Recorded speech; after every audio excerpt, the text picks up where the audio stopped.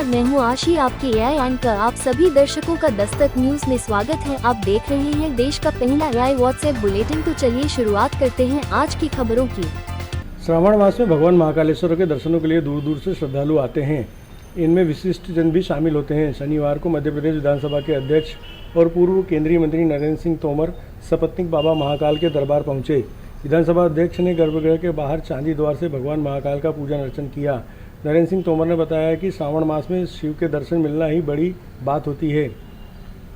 भगवान महाकाल का पूजन कर उन्होंने कहा कि प्रभु से प्रार्थना की है कि हम सबको सद्बुद्धि और सामर्थ्य दे, जिससे हम अपने दायित्वों का ईमानदारी पूर्वक निर्वहन कर सकें।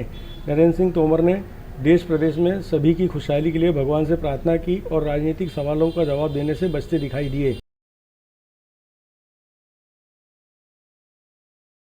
शासकीय पॉलिटेक्निक और इंजीनियरिंग महाविद्यालय के छात्रावास से विद्यार्थियों को बाहर करने के विरोध में अखिल भारतीय विद्यार्थी परिषद ने कलेक्टर कार्यालय पर प्रदर्शन किया।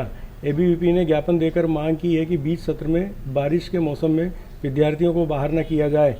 एबीवीपी के महानगर मंत्री आदर्श चौधरी ने बताया कि विद्यार्थियों पर अनावश्यक रूप से छात्रावास खाली करने का दबाव बनाया जा रहा था। 1 अगस्त को जब विद्यार्थी अपनी कक्षाओं में अध्ययन कर रहे थे, तब छात्रावास के स्टाफ द्वारा महाविद्यालय के आदेश पर विद्यार्थियों का सामान कमरे से बाहर फेंक दिया गया। इस कारण कुछ विद्यार्थियों को सोने की व्यवस्था न होने से छात्रावास के बाहर सड़क पर भटकना पड़ा। उन्होंने कहा कि गरीब विद्यार्थियों को बीच सत्र में छात्रावास से इस प्रकार बाहर करना नियम के विरुद्ध है। एडमिशन के समय महाविद्यालय प्रशासन द्वारा विद्यार्थियों को ऐसी कोई जानकारी नहीं दी गई थी। दोनों महाविद्यालयों से लगभग 120 छात्र बाहर किए गए हैं।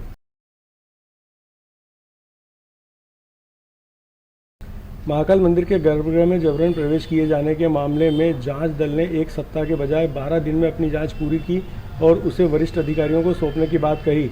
जांच दल के सदस्य और मंदिर समिति के उप प्रशासक एसएन सोनी ने बताया कि जांच लगभग पूरी हो चुकी है। सभी संबंधितों के बयान हो चुके हैं। अब उनका परीक्षण करके प्रतिवेदन तैयार किया जा रहा है। 1-2 दिन में प्रतिवेदन वरिष्ठ अधिकारियों को भेज दिया जाएगा। दरअसल जांच समिति का मानना है कि जो भी कर्मचारी उस वक्त ड्यूटी पर मौजूद थे, वो विधायक गोलू शुक्ला और उनके पुत्र रुद्राक्ष शुक्ला को रोक सकते थे, लेकिन उनके द्वारा ऐसा नहीं किया गया, इसलिए उनके नाम भी शामिल किए गए हैं। भाजपा विधायक और उनके पुत्र पर कार्रवाई होगी या नहीं, इस सवाल के जवाब में जांच अधिकारी का कहना था कि ये वरिष्ठ अधिकारियों के संज्ञान का मामला है। उनका कहना है कि गोलू शुक्ला को हम दोषी नहीं मान सकते, क्योंकि समाचार पत्र में उनके द्वारा 5 लोगों के दर्शन की परमिशन कलेक्टर द्वारा दिए जाने की बात कही गई है। कलेक्टर द्वारा परमिशन दी गई है या नहीं, इसका निराकरण वरिष्ठ स्तर से किया जाएगा।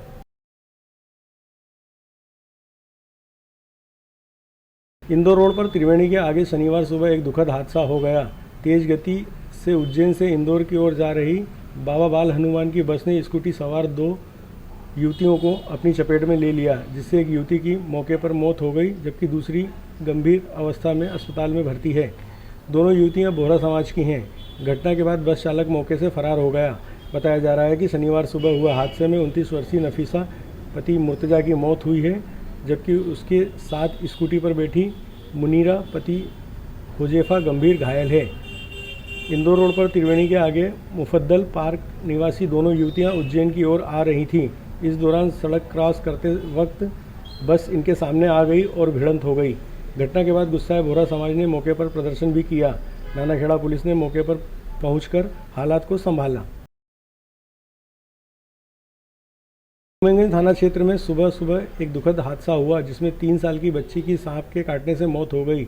वहीं उसके पिता का इलाज चरक भवन अस्पताल में चल रहा है। यह घटना मंगलनाथ रोड स्थित आशीर्वाद गार्डन के पीछे हुई। बच्ची का नाम मीनाक्षी है। बताया जा रहा है कि पिता पुत्री सो रहे थे, तभी सांप ने उन्हें डस लिया। मांगीलाल का परिवार मजदूरी का काम करता है। अभी आप सुन रहे थे आपकी एंकर आशी के साथ दस्तक न्यूज का व्हाट्सएप बुलेटिन। और भी खबरों को देखने और पढ़ने के लिए लॉगिन कीजिए dastacnews.com। धन्यवाद।